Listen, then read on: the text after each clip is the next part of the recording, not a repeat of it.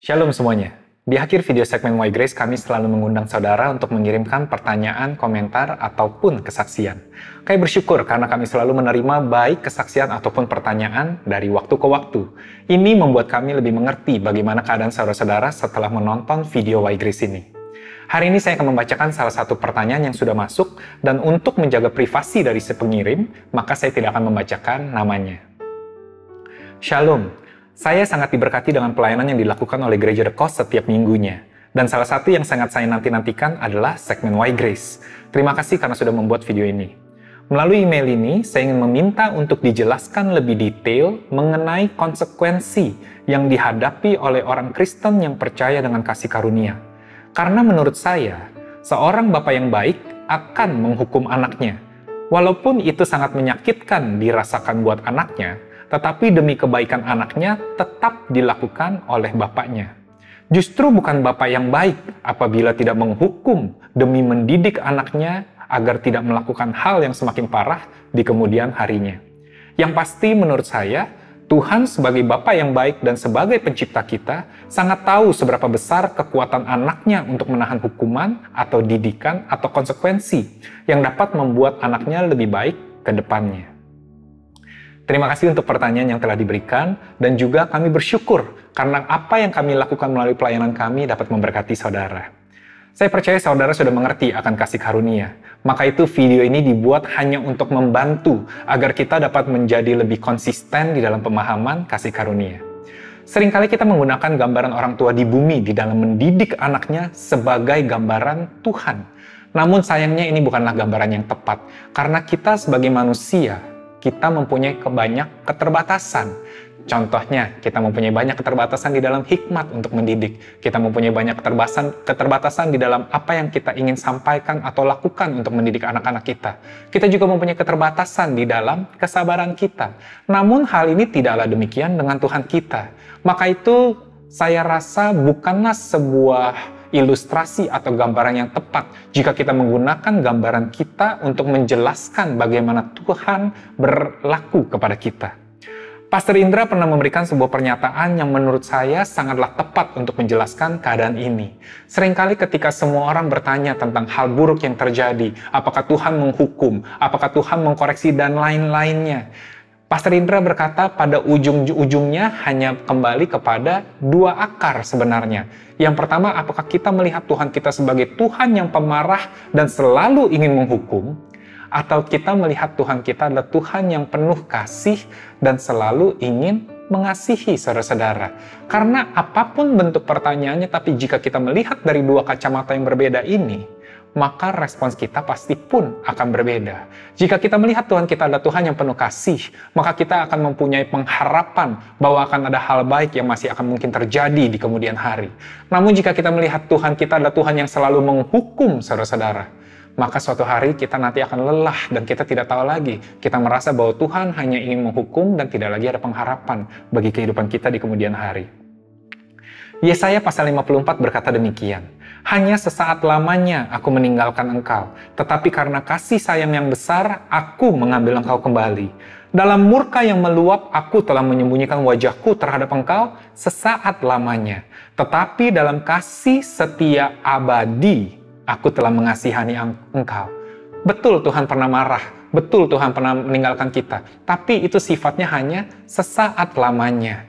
Namun semua ini terjadi perubahan saudara-saudara. Kapan terjadi perubahan itu? Yesaya 54 ditulis setelah Yesaya pasal 53. Dan Yesaya pasal 53 berbicara tentang kematian Yesus dan pengorbanannya di atas kayu salib. Bahwa seluruh amarah Tuhan telah dibayar lunas. Bahwa ganjaran untuk damai sejahtera kita telah ditanggung seluruhnya oleh Yesus di atas kayu salib.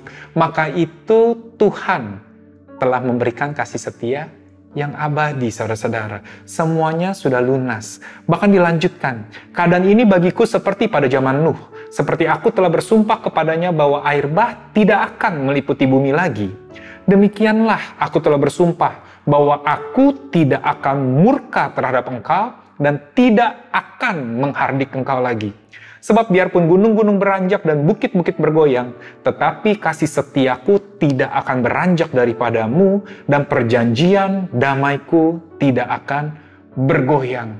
Berbahagialah saudara dan saya bahwa kita sekarang dipandang damai oleh Tuhan kita. Bahwa kita dipandang benar karena pengorbanan Yesus Kristus dan iman kita ke dalam Dia. Bahwa Dia tidak lagi mengingat dosa kita karena semuanya sudah ditumpahkan kepada Yesus. Bagi kita yang percaya, kita dipandang tinggal di dalam Yesus. Maka itu saya mau katakan, Tuhan bukannya tidak punya amarah, tetapi amarahnya telah berakhir, saudara-saudara, dan hanya kasih setianya yang tersedia untuk kita. Maka itu tidak lagi ada penghukuman jika Dia tidak lagi mengingat dosa kita, jika kesalahan kita sudah tidak diperhitungkan, jika pelanggaran kita ditutupi, maka tidak ada lagi alasan bagi Dia untuk marah dan untuk menghukum kita, orang percaya. Tidak ada lagi bahkan yang dapat memisahkan diri kita dari kasih Tuhan. Motivasi Dia sepenuhnya hanyalah kasih, saudara-saudara. Saudara mesti ketahui bahwa Dia dapat mendidik dan mengkoreksi saudara dan saya tanpa perlu menghukum. Bahwa hikmat Dia lebih tinggi, saudara-saudara. Bahwa Dia tahu bagaimana cara untuk menyentuh hati saudara dan saya tanpa perlu menghajar kita. Inilah kabar baik bagi saudara dan saya di dalam Yesus Kristus. Kabar baik ini hanya tersedia bagi kita yang tinggal di dalam Yesus. Maka itu Bapa menanti setiap orang untuk bertobat. Karena untuk orang-orang yang belum percaya, mereka tidak memiliki kabar baik ini. Kitab Roma dan Petrus bahkan berkata bahwa kebaikan dan kesabaran Tuhanlah yang menuntun kepertobatan, bukan hukuman, saudara. Dan kita percaya bahwa Petrus dan Paulus adalah kedua orang yang paling mengerti apa yang mereka tulis di dalam kitab Roma dan 2 Petrus. Paulus dulu seorang pembunuh, saudara-saudara, pembunuh orang Kristen, pembunuh orang percaya. Namun apa yang Tuhan lakukan hanya karena kasih karunia Tuhanlah yang membuat dia berubah dan akhirnya dia menjadi salah satu rasul kasih karunia. Petrus pun demikian. Ketika dia menyangkal Yesus, apa yang terjadi, saudara-saudara? Tuhan tidak menghukum dia. Yesus tidak sedang menghardik dia, tapi Yesus menyambutnya dengan kasih dan itulah yang membawa perubahan Petrus.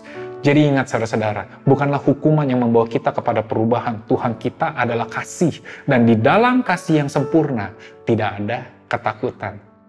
Terakhir, saya ingin memberikan sebuah perspektif. Tuhan kita tidak pernah gagal. Tuhan kita tidak pernah lalai jika Dia harus menghukum. Dan di dalam firman Tuhan sangat jelas, hukuman Tuhan sifatnya sangat keras dan fatal, saudara-saudara. Jadi jika saat ini kita berkata bahwa Tuhan sedang menghukum kita, menurut saya kita sedang mengecilkan kebesaran Tuhan. Karena hukuman yang kita lalui ini seakan-akan hanya sementara, bahwa tidak ada kutuk yang menaungi kita. Saya mau katakan penyakit bukan datang dari Tuhan. Hal buruk datangnya bukan dari Tuhan. Hanya hal baik.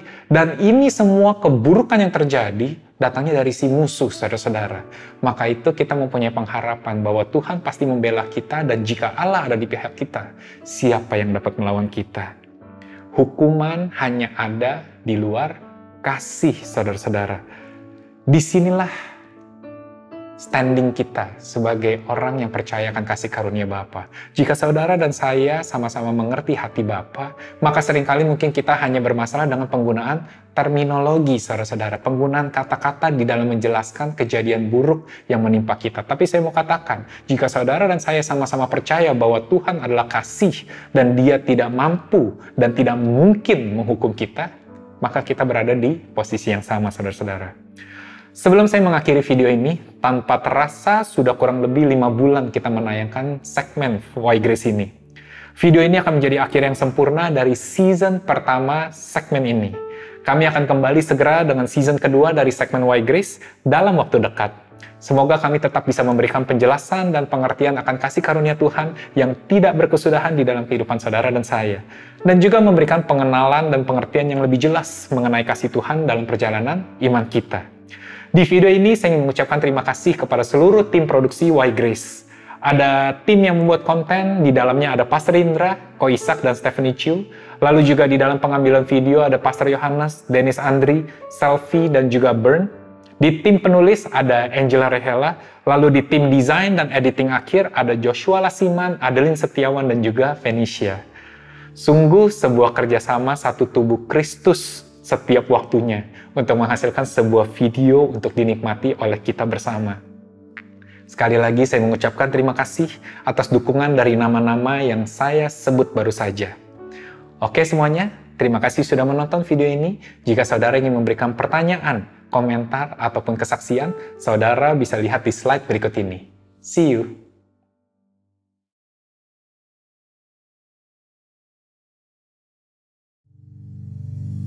Hai, saya Julian Chong dari The Cause Indonesia Church dan ini adalah channel YouTube kami.